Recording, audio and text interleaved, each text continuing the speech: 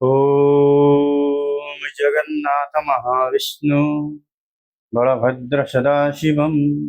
सुभद्राज ब्रह्म शक्ति प्रणमामि पुनः पुनः। जय जय जगन्नाथ महाप्रभुंकर अभय चरणार बिंद जुगल रे अनंत कोटि प्रणिपात करुछि महाप्रभु। आज आरंभ हो गला आश्विन मासर ये जो शारदीय पार्वण ऋतु आरंभ हो गला। माँ आसुचंती विराजमान करिवे चलचंचल हो पड़ुची समग्र पृथ्वी ये धरणी आज उल्लसित हो जाउची। माँ आसुचंती परा माँ आसुचंती सकल भक्त जन माने आज प्रार्थना करुछंती माँ भगवती को ये जो आश्विन मासरे। तेणु आज श्रवण करिवे जो आश्विन मासरे पवित्र एकादशी कथा जो मैंने श्रवण करती निश्चित भाव परम मंगलमय होता है। कारण माँ आसुचंती परा माँ मध्य श्रवण करिवे ए कथा एकादशी कथा। तेणु आज हूँ परा इंदिरा एकादशी आश्विन मास कृष्ण पक्ष एकादशी। तेणु आसतु आज श्रवण करवा इंदिरा एकादशी कथा श्री जगन्नाथ संस्कृति चैनल रे। जय जय जगन्नाथ। एकादशी महात्म्यम एकविंशो अध्याय युधिष्ठिर उवाच कहन्ति पांडो कनंदन शृण्वन्तु श्रीमधुसूदन आश्विन कृष्ण एकादशी के नाम बोली ताकुहासी कियवा विशेष कहिबा प्रभु पीतवास। तेणु युधिष्ठिर पचारुछन्ति हे नाथ कृष्ण कहतु कहतु आश्विन मास आसीगला पवित्र मासरे एकादशी क्यों पड़िब आश्विन कृष्ण एकादशी तार नाम कौन कौन रही महात्म्य मत टे बुझे कहतु। श्रीकृष्ण कहते श्रीकृष्ण उवाच कहन्ति कृष्ण नृप शुण इंदिरा नाम तार जान से महाव्रतर प्रतापे नाशो जानती महापापे जे अध जोनि गत नर उद्धार हुअन्ति सत्वर। शुण ये सावधान रथ जे पापर सर्वथा जहाँ को शुणते भूपाण मिलई अश्वमेध फल। तेणु कृष्ण कहते शुणु शुणु ये जो एकादशी पड़ो कृष्ण पक्ष एकादशी ता नाम हूँ इंदिरा। आउ तार एकादशी व्रत करे तार सकल पाप ध्वंस हो जाए। तेणु शुणु शुणु मु कहूची या शुणिले अश्वमेध फल प्राप्त होता है मनन कले ठीक भाव एकाही माही स्मृति भागे नृपति पूर्वे सत्य जुगे नाम रे इंद्र सेन जान ये रिपुकुल रसमन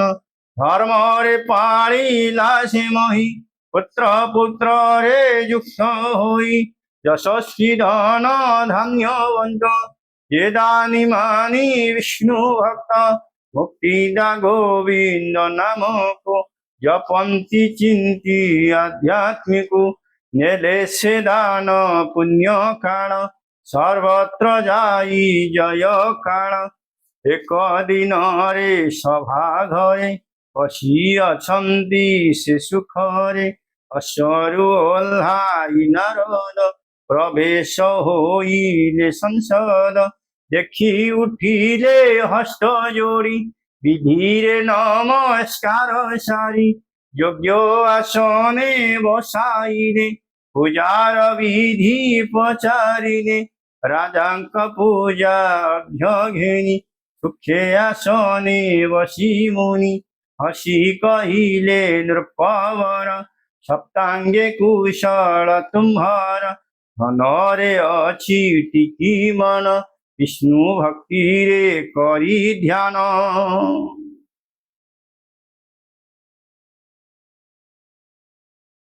इंद्र सेन नामक राजा आज यशस्वी राजा धन धान्य परिपूर्ण राज्य मन भितर चिंता कला कला एते धन अच्छी कौन करी भावुची चिंता करुच्ची अनेक कथा मन भितर भावुची दिने कौन कर सभा घरे बसी समय आसिक नारद मुनि आसी पहुंची गए। नारद मुनि जो पहुंची हाथ जोड़िकी नारद मुनि के प्रणिपात कर पाद धौत कर सुंदर आसन पकईकि पचारा राजा आपणकर कौन दरकार कौन पाई आसी कहतु कहतु मुनि भी पचारुची आपण सब कुशल तो धन रे टिके अधिका मन देइछंती विष्णु को आ स्मरण करूना मन कौन से छाड़ी गलानी आपणकर मु देखुची। राजा कहते तुम्भ प्रसादु मुनि श्रेष्ठ सर्वत्र कुशल गरिष्ठ यही रे क्रतु दान पुण्य से हेले सुफल धन्य तुम्भे साक्षात मुनीश्वर प्रवेश हेल मोर पुर निष्पृह तप सिद्ध तुम्भे आगम हेतु कि संभवे तथापि पर उपकारे तुम्भर भ्रमण संसारे हे घेनी पचारुचि मोहि कह निष्पाप कर तुहि आगम कारण कहिव आंभ कुदुष्ट रुताइव। राजा कहते सब भल तो मुनिवर आपण एते दिन पर आसी पहुंचले साक्षात ईश्वर होती आपणकर आपण को पाइक दर्शन पर मुझे प्रताप अनुभव करुच्ची कौन पाई आसिले मुनिवर मत कारण कहतु आपन तो सदा सर्वदा भगवान को नाम कीर्तन में मजी था नारायण नारायण नाम आपण को मुखर शुणीदेले मन प्राण पुलकित हो जाए साक्षात भगवान आसी विराजमान करदे कि नारद मुनि कथा शुणिक हसी रोच कहते विस्मय पदम वचन शुण हे राजा इंद्रसेन एक दिने श्लोकरे बाहर हेली भ्रमण रे मन उत्साहे एक दिने गली मुजमग सदने देखिली सभा करी जम बसी अछंती किबा सोम कहु अछंती धर्म मान पायस जे धर्म राजन शुणु अछंती तत्ववाक ऋषि मानक जे संवाद देखी झटती उठी जम परिणम पादे प्रणाम देई उचित पीठवाणी कले कुशल प्रश्नवाणी आज सुजग जोगीवर प्रवेश हेले मोर पुरा श्री गीता भागवत चिंता फल ए अन्य रेणुहंता नाही नारद देव ऋषि एहा नुहई एकाशीना देखिली धर्म राजा पाखे अछंती धर्मशील लोके ये पुण्य करी सत्य हासे सेही से जम पाखे बसी नारद कहते मुझे जाइली दिने जमपुर को बुलुली मन है टे जमपुर को जाइली जम मत देखिली तथे क्षणात आसिक पहुंची गला पाद धौत कला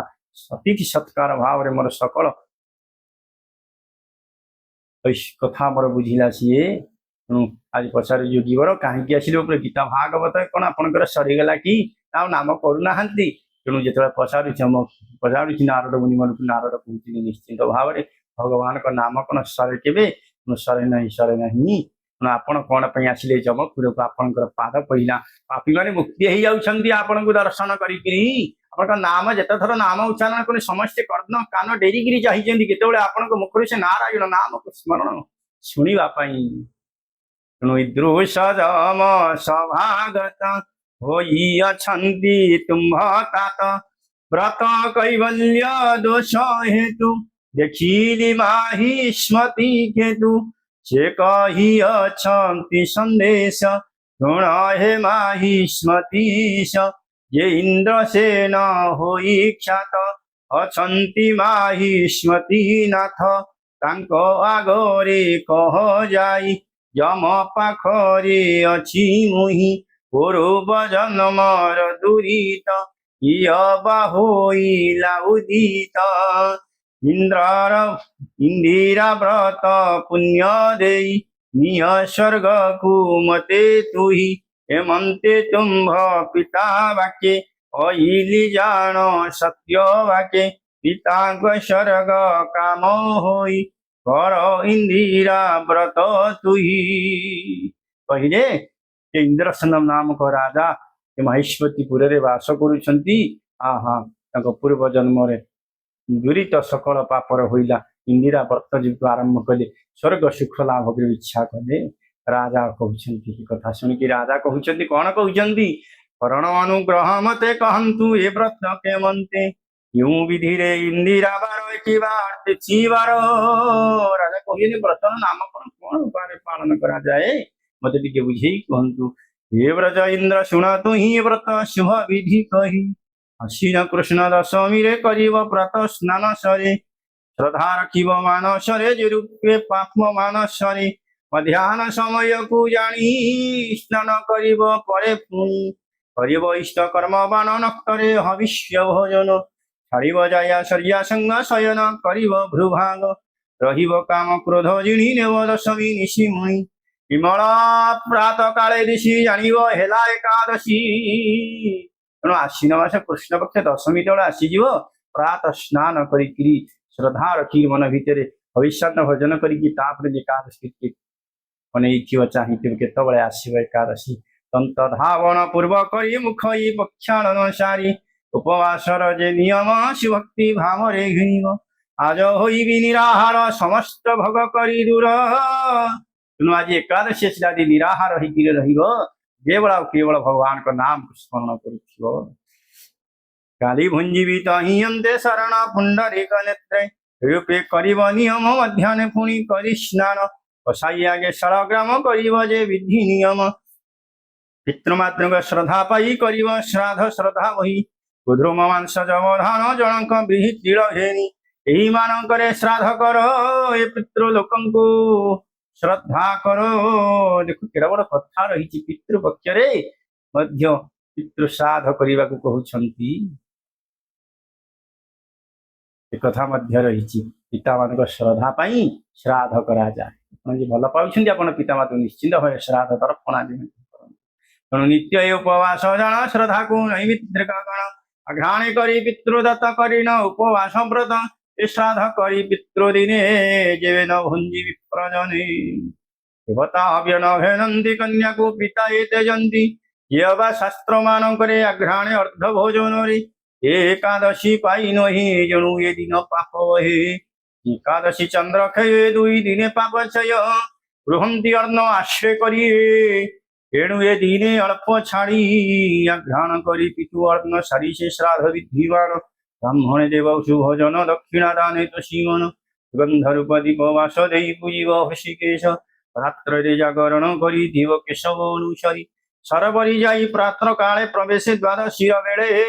ଜୈନ ସ୍ନାନ ବିଧି ସାରି ଭକ୍ତିରେ ପୂଜନର ହରି ସାରିବ ମଧ୍ୟାନିକ ବିଧି ପୂଜା କରିବ କୃପାନିଧି ଭବିଷ୍ୟ ଅର୍ଣ୍ଣକୁ ଭୁଞ୍ଜିବ ଏକାଳେ କଥା ନ କହିବ ହେ ମହାରାଜ ଏ ବିଧିରେ କରିବ ବ୍ରତକୁ ଆଦରେ ତୁମ୍ଭର ପିତୃଲୋକମାନେ ବିଷ୍ଣୁ ଲୋକକୁ ଯିବେ ତେଣେ କୃଷ୍ଣ କହିଲେ ଯୁଧିଷ୍ଠିର ଏମନ୍ତ କହି ଋଷିବର କଲେ ସେ ଅନ୍ତର୍ଧ୍ୟାନ ହୋଇ ଇନ୍ଦ୍ରସେନକୁ ଚିନ୍ତା ଦେଇ ଇନ୍ଦ୍ରାବତୀ ନିକଟରେ ଦଣ୍ଡିବ ଦେଲା କଟକରେ আজ হবিষ্য সর্বে কর আজি ইন্দিরা ব্রত কর শুনিয়ে দিন্ডি বর ধ্বনি ব্রতে সমস্তে সাবধানী ব্রাহ্মণ মানক বিচারি গলে যে বিধান প্রচারী আশ্বিন কৃষ্ণ একাদশী যাহাকু ইন্দিরা ভাসি এ ব্রত করিব সমস্তে ইন্দ্রসেনর আজ্ঞা মতে ব্রত কালরু স্নান সারি যে মাহেশ্বতী দণ্ডধারী। ତେଣୁ ଏ ସମସ୍ତ କଥା ରାଜା ଯେତେବେଳେ ଶୁଣିଦେଲା ଆହୁରି ଆନନ୍ଦିତ କହିଲା ମୋ ରାଜ୍ୟ ସାରା ସମସ୍ତେ ଏକାଦଶୀ କରିବେ। ଢିଣ୍ଡୁରା ବାଜିଗଲା ସମସ୍ତେ ଏକାଦଶୀ କରିବ। ଦଶମୀ ବିଧି ଆଚରିଲେ ଯେ ଅବାନ୍ତପୁରେ ଥିଲେ ଜୟାଗ୍ରଜ ଘେନି ରାଜା ବିଷ୍ଣୁକୁ ଅର୍ଣ୍ଣ କରି ପୂଜା ଭବିଷ୍ୟ କରି ତଳେ ଶୋଇ କଲେ ଦଶମୀ ବ୍ରତ ସେହି ଦଶମୀ ହେଲା ଅବଶେଷ ଦିଶିଲା ଦିଶେର ବିତ୍ରାସ ଦ୍ରୌପଦୀ ଅବକାଶ ହେଳେ ସ୍ନାନ ସାରିଣ ବିଜେ କଲେ ସଂକଳ୍ପ ଏକାଦଶୀ କଲେ ଯେ ରୂପେ ନାରଦ କହିଲେ ସ୍ନାନ ଶ୍ରବଣ ଉପବାସ ଜାଗର ବିଷ୍ଣୁ ପୂଜାର ସହ ଭାବି ନାରଦ ଉପଦେଶ ଗଲେ ସେ ବ୍ରତଙ୍କର ଈଶ ଯଥା ବିଧିରେ କରି ବ୍ରତ ଦ୍ୱାଦଶୀ ପ୍ରବେଶେ ନୃନାଥ ସ୍ନାନାଦି ସର୍ବ କର୍ମ ସାରି ଭବିଷ୍ୟ କଲେ ଦଣ୍ଡଧାରୀ ବ୍ରତ କରିଣ ଇନ୍ଦ୍ରସେନ पिता को कले समर्पण स्वर्गरु हेला पुष्प वृष्टि मनरे हेला तुष्टि पिता रही पक्षीवर कले सेवई कुंठपुर राज्य को कंटक करी बहुत काल भोग करी राजे पुत्र को राजा करी कले से आपे स्वर्गपुरी महात्मा इंदिरा व्रतर कहिली आगरे तुम्भर जहाँ को पढ़ी अवा शुणी पापरु मुक्त हुए प्राणी बोलानंदे हरि बोलो। ऋषि ब्रह्म वैवत्र पुराणे आसीन कृष्ण इंदिरा एकादशी महात्म्ये एक विनिशोध्याय तेणु आपने श्रवण कले आश्विन मास कृष्ण पक्ष एकादशी कथा निश्चित भाव में आप एकादशी कथा शुणिले हरि लୟରେ भासी जी आप श्री महाप्रभु आपन को घंट घोड़े रखी जय जय जगन्नाथ।